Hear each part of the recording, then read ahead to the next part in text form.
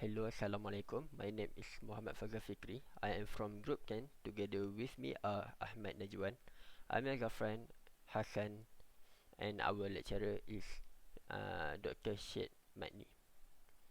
So for the first question, the given parent process identifier is ID equal to =1. So as you can see in the coding, PID1 call the fork function. That means it will create the child. So for the first child, the ID is 22, and then the PID1 will be equal to 0 because it will show the child process. So if PID1 equal to 0, it will print I love. So it will print I love here. Going back to the coding, else shows it will go to the parent process again.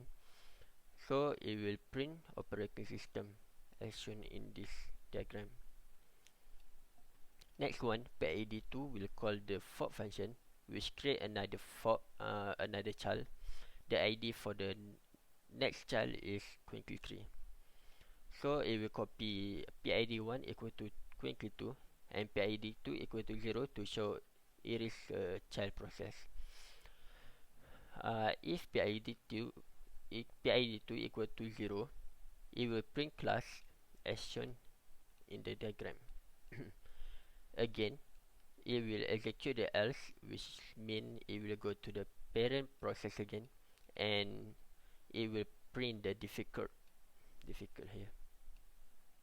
Next one, PID3 call the fork function, which means it will create another child, which is the ID is equal to 24.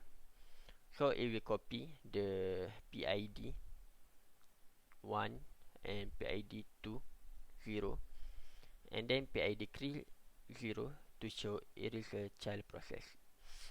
So since there are no condition here, so the parents and the child will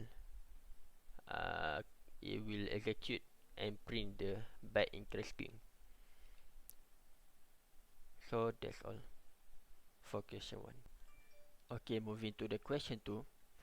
So in this question, we need to create a coding to generate the child as shown in the figure 2.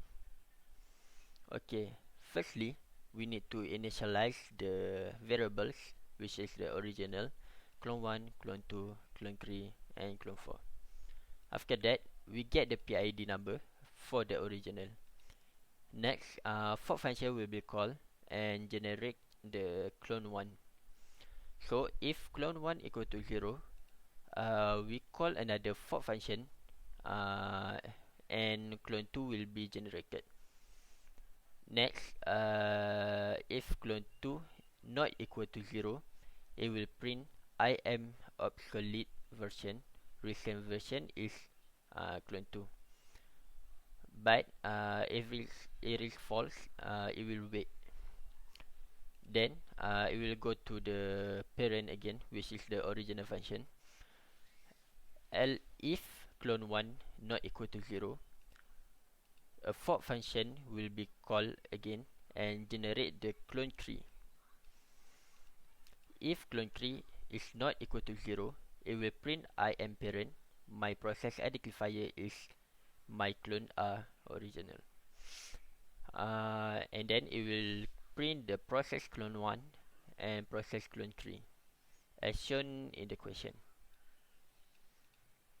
So next one, if clone 3 equal to 0, the fork function will be called again and generate the child for clone 3, which is clone 4. So if clone 4 equal to 0, it will print I am the most sophisticated clone process identifier of my parent is ID child 3. So else it will wait. If it's this wrong, it will wait null. So here is the coding I execute using the C code compiler, and then this is my output. I am parent. My process identifier is 10349. My clone are process 1, clone 1, 10350, and clone 3 is 10351. So I am absolute version. Recent version is 10352, and I am the most sophisticated clone.